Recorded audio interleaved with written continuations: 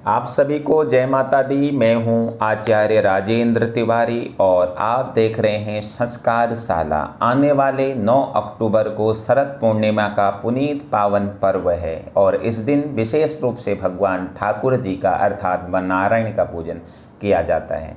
जो भी भक्त शरद पूर्णिमा के दिन भगवान नारायण का अर्थात भगवान विष्णु जी का पूजन करता है उसके जीवन में समस्त प्रकार के जो ताप हैं वह दूर हो जाते हैं और उसके जीवन में यश उन्नति का प्रवेश होने लग जाता है।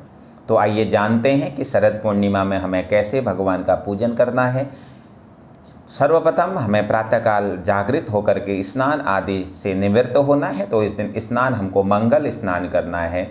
तो मंगल स्नान का अर्थ है कि इस दिन शरीर पर उपटन आदि लगा करके भी आप स्नान कर सकते हैं और अगर उपटन घर में उपलब्ध ना हो तो अपनी बाल्टी में आप थोड़ी सी हल्दी डाल करके थोड़ा सा पीला चंदन डाल करके भी आप इस दिन स्नान कर सकते हैं। साबुन से इस दिन स्नान नहीं करना है हमको। स्नान करने के पश्चात हमने शरीर में पीले रंग के विशेष वस्त्र धारण करने हैं क्योंकि भगवान विष्णु जी का जो स्वरूप है वह पीला है।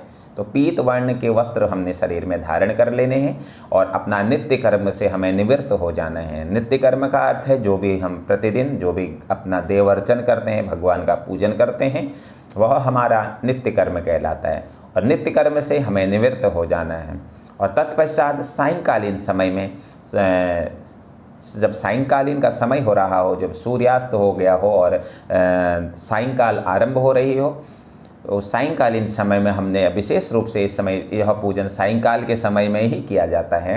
तो सायंकालीन समय में हमने अपने पूजा स्थल पर बैठ करके अगर हमारे घर में ठाकुर जी विराजमान हो, लट्टू गोपाल विराजमान हो, जो भी हमारे घर में ठाकुर जी का विग्रह विराजमान हो, चाहे वह शालिग्राम जी हो, चाहे वह लट्टू गोपाल जी हो, विशेष रूप से घरों में हमारे लट्टू गोपाल जी विराजमान रहते हैं।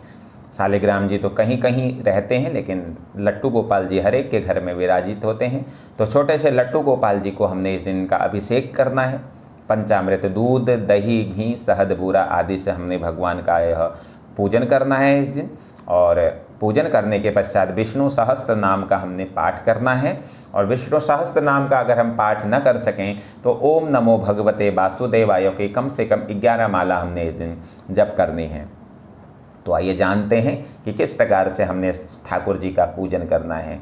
सर्वप्रथम सायंकालीन समय में हमने एक कांसे की थाली में या एक स्टील की थाली में या स्टील की परात में हमने भगवान ठाकुर जी को विराजमान कर देना है। विराजमान करने के पश्चात हमने विशेष रूप से हाथ में गुलाब के पुष्प ले लेने हैं। गुलाब के पुष्प लेकर के हमने भगवान का ध्यान करना है। शांताकारं भुजगशयनं पद्मनाभं सुरेशं विश्वाधारं गगन सदृशं मेघवर्णं शुभांगं लक्ष्मीकांतं कमलनयनं योग विद्यानगम्यं वंदे विष्णु भवभयहरं सर्वलोकैकनाथम। इस मंत्र से हमने भगवान का ध्यान करना है और ध्यान करने के पश्चात हमने भगवान का षोडशोपचार पूजन करना है। अर्थात पहले भगवान के पैर धोने हैं, पादयोर पाद्यम, उसके बाद भगवान के हाथ धोने हैं, हस्तयो अर्घ्यम, थोड़ा जल भगवान के मुख में अर्पण करना है, मुखे आचमनीयम। उसके पश्चात हमने भगवान को दूध से स्नान कराना है। दूध के बाद हमने भगवान को दही से स्नान कराना है। दही के बाद हमने भगवान को घी से स्नान कराना है। घी के बाद हमने भगवान को शहद से स्नान कराना है। शहद के बाद हमने भगवान को बूरा से स्नान कराना है और बूरा से स्नान कराने के बाद हमने भगवान को पंचामृत से स्नान कराना है। और पंचामृत से स्नान कराने के पश्चात अगर हमारे घर में दक्षिणवर्ती शंख अगर विराजमान हो तो हमने दक्षिणवर्ती शंख से भगवान का ओम नमो भगवते वासुदेवाय कहते हुए हमने भगवान का अभिषेक करना है। दक्षिणावर्ती शंख अगर ना हो तो फिर हम लोटे से भी या गिलास से भी भगवान का अभिषेक कर सकते हैं। श्रृंगी अगर हमारे घर में विराजमान हो तो श्रृंगी से भी हम भगवान का अभिषेक कर सकते हैं। ओम नमो भगवते वासुदेवाय बोलते हुए हम भगवान को स्नान कराएं। स्नान कराने के पश्चात हम भगवान को एक साफ सुथरे वस्त्र से भगवान को पोंछ दें और पोंछने के पश्चात हम क्या करें, हम भगवान को इस दिन कुछ नए वस्त्र धारण कराएं। नए वस्त्र धारण कराने के पश्चात भगवान के गले में माला पहनाएं, भगवान के माथे में हम चंदन लगाएं। चंदन लगाने के पश्चात भगवान के माथे पर हम मोर मुकुट भगवान को धारण कराएं मोर मुकुट धारण करने के पश्चात हमने जो भी भोग बनाया हुआ है वह भोग हम भगवान को प्रसाद के रूप में अर्पण करें। तत्पश्चात भगवान की हम आरती करें। आरती करने के पश्चात हम एक कटोरे में, क्योंकि इस दिन खीर की बड़ी विशेष महत्वता बताई गई है, ऐसा कहा गया है कि शरद पूर्णिमा के दिन चंद्रमा की छाँव में अगर हम खीर रख देते हैं और उस खीर को जब हम दूसरे दिन ग्रहण करते हैं तो हमारे शरीर में किसी प्रकार का कोई रोग प्रवेश नहीं कर सकता है। अक्सर हम खीर तो रखते हैं, लेकिन खीर रखने की क्या परंपरा है ये हम नहीं जानते हैं। तो हमने क्या करना है, हमने पवित्र भाव से खीर बनानी है और उस खीर में हमने केसर डालना है।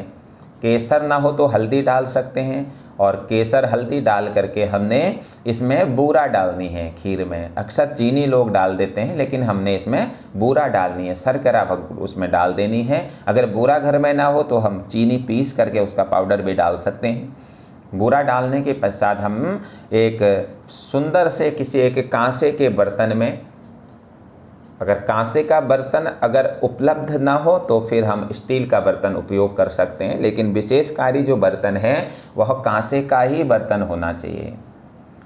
और कांसे के बर्तन में हम खीर रख करके उसको हम एक किसी साफ सुथरे ऐसे वस्त्र से उसको ढक दें, और उस वस्त्र में हम कुछ छेद कर लें, क्योंकि अगर खुले में रखेंगे तो कीड़े मकोड़े भी घुस सकते हैं, तो दिक्कत हो सकती है। लेकिन कोई एक पीले रंग का एक टूल का वस्त्र बाज़ार में हमें मिल जाता है। टूल का वस्त्र जालीदार होता है, उस टूल के वस्त्र से हमने वह खीर बांध देनी है, और बांध करके हमने उस खीर को अपने छत में रख देना है। पूरी रात वह खीर हमारे छत में रहे, और दूसरे दिन जब हम प्रातःकाल उठ जाएं, उठने के बाद जब हम स्नान आदि से निवृत्त हो जाएं, स्नान आदि से निवृत्त होकर के हम उस खीर को छत से नीचे ले आएं और अपने परिवार के समस्त सदस्यों को हम वह खीर बांट दें, जिससे हमारे परिवार के समस्त सदस्य निरोगी रहेंगे। तो आप भी शरद पूर्णिमा के दिन इस भाव से भगवान ठाकुर जी का पूजन करें, ठाकुर जी का ध्यान करें और स्वस्थ रहें, निरोगी रहें। जय माता दी।